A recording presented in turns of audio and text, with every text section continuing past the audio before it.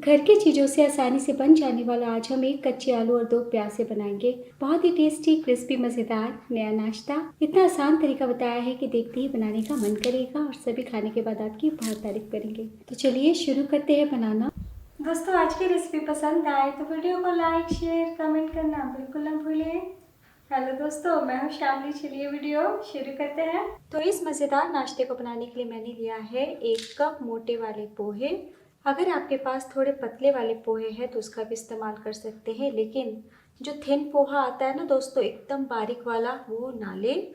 और अगर पोहा घर में नहीं है या फिर आप नहीं खाते तो उसके बिना भी इस नाश्ते को बना सकते हैं, वो मैं आपको आगे बताऊंगी।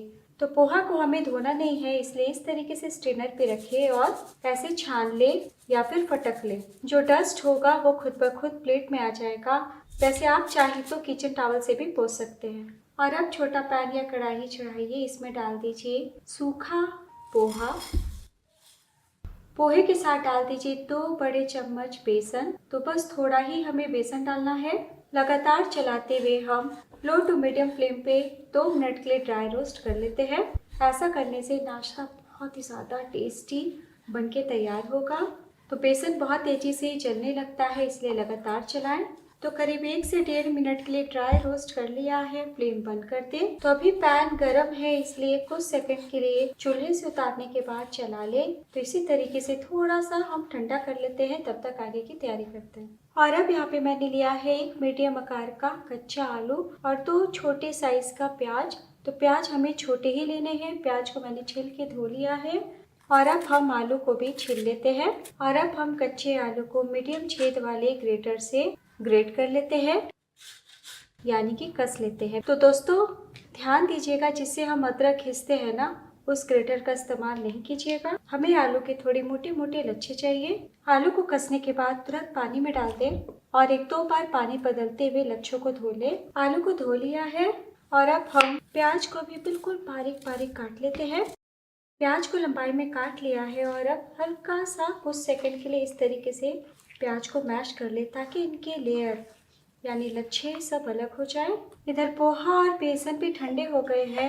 हम मिक्सी के जार में डाल देते हैं और पीस के पाउडर बना लेते हैं। तो पोहा बहुत हल्के फुल्के होते हैं, इसलिए 1 कप है, लेकिन जब पिस जाएगा ना तो माप आधा कप हो जाएगा। तो लीजिए, पोहा का आटा बन के तैयार है और जब आप हाथों से छुएंगे तो हल्का सा दानेदार दिखेगा।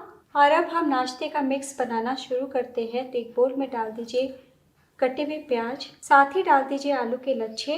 तो इस तरीके से हाथों में ले और जितना हो सके उतने कस के दाबते हुए एक्स्ट्रा पानी निकाल ले और बोल में रखते जाएं। और अब डाल दीजिए 1 बारीक कटी हरी मिर्च, 1 इंच कसा हुआ अदरक, 2 से 3 कसा हुआ लहसुन।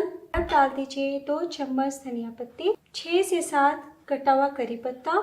और अब हम थोड़ी सी फ्लेवर ऐड करेंगे, तो 1/4 टीस्पून काली मिर्च पाउडर डाल दीजिए, 1/4 टीस्पून अजवाइन, हाफ टीस्पून जीरा। आप चाहे तो रोस्टेड क्यूमिन पाउडर भी डाल सकते हैं थोड़ा सा। तो हमने 1 हरी मिर्च डाला है, इसलिए यहाँ पे मैं हाफ टीस्पून चिली फ्लेक डाल रही हूँ। बच्चों के लिए बना रहे हैं तो मिर्च ना डालें या कम डालें, या फिर आप 1/4 टीस्पून चिली फ्लेक के बदले लाल मिर्च पाउडर भी डाल सकते हैं। और अब हम डाल देते हैं स्वाद अनुसार नमक। और अब जैसे ही नमक डालें तुरंत हम इस तरीके से मिला लेते हैं, ताकि आलू प्याज से जितना रस अलग होना है वो अभी अलग हो जाए। तो बहुत ही फटाफट घर की चीज़ों से बनने वाला नाश्ता है दोस्तों, ज़रूर ट्राई कीजिएगा। मसाले और नमक को मिलाने के बाद डाल दीजिए पोहा बेसन का पाउडर और अब डाल दीजिए 2 चम्मच ताज़ी दही। अगर आपकी दही खट्टी है तो 1 चम्मच भी डाल सकते हैं। तो थोड़ा सा दही डाल देने से नाश्ता अंदर से बिल्कुल भी हार्ड नहीं बनता, बहुत ही सॉफ्ट बनता है। और अब हम सभी चीज़ों को वापस से मिला लेते हैं। तो बहुत अच्छा हाथों से मिलेगा। तो हाथों से मैश करते हुए हम इस तरीके से मिलाएंगे, ताकि आलू प्याज से उनका जूस अलग हो। तो अभी आपको डो थोड़ा बिखरा बिखरा दिख रहा होगा, लेकिन जैसे जैसे आप मिलाएंगे बहुत ही अच्छे से डो की तरह समेटाने लगेगा और हमें सही अंदाजा होगा कि हमें कितनी पानी की आवश्यकता है। तो मुझे मिक्स थोड़ा ड्राई दिख रहा है, इसलिए हम 2 चम्मच पानी डालते हैं और मिलाते हुए डो की तरह तैयार कर लेते हैं। तो धीरे धीरे करते हुए मैंने 1/3 कप यानी 6 चम्मच पानी का इस्तेमाल किया है।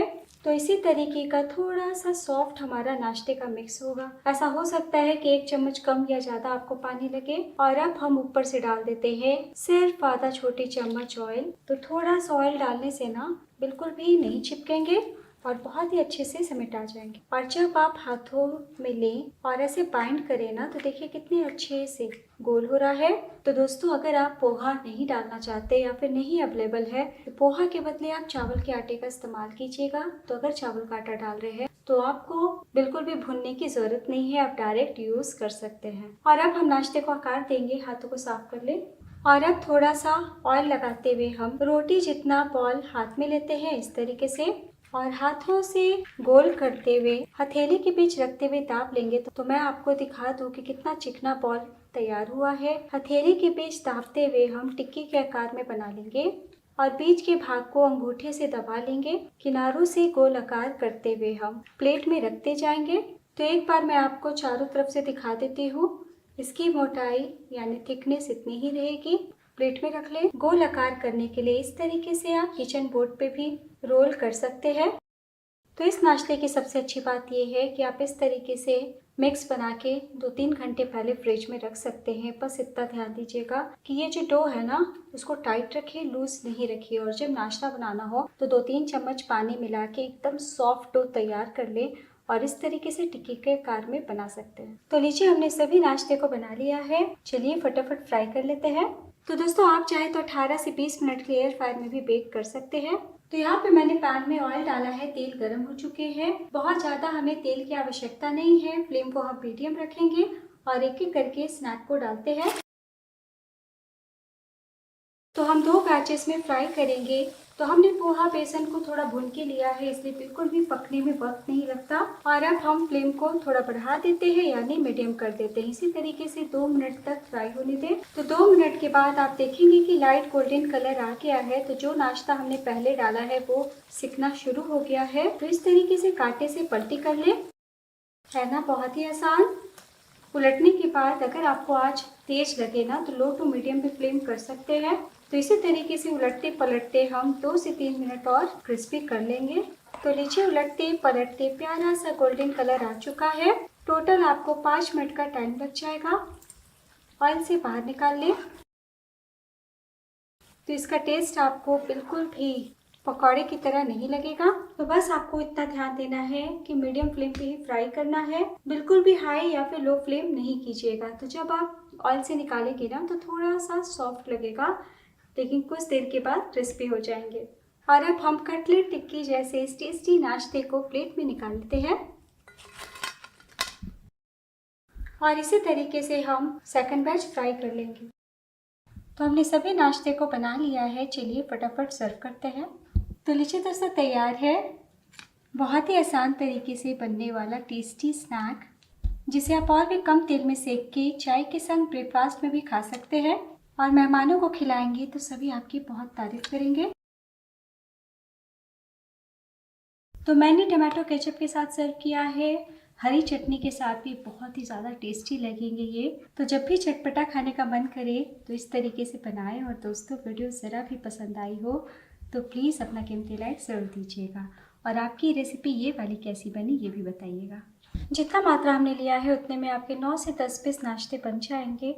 और अब मैं आपको दिखाती हूँ कि बने हुए 15 मिनट हो चुका है। लेकिन देखिए, पोहा से बनाया है तो काफ़ी क्रिस्पी होंगे और बहुत ही अच्छे से पके हुए हैं। कितने ज़्यादा कुरकुरे हैं, हाथ रखते के साथ टूट गए हैं। तो आप भी इसी तरीके से ज़्यादा क्रिस्पी फ्राई कीजिएगा तो बड़ा ही मज़ा आ जाएगा। तो एक बार बनाना तो बनता है। कैसा बना ये ज़रूर बताइएगा।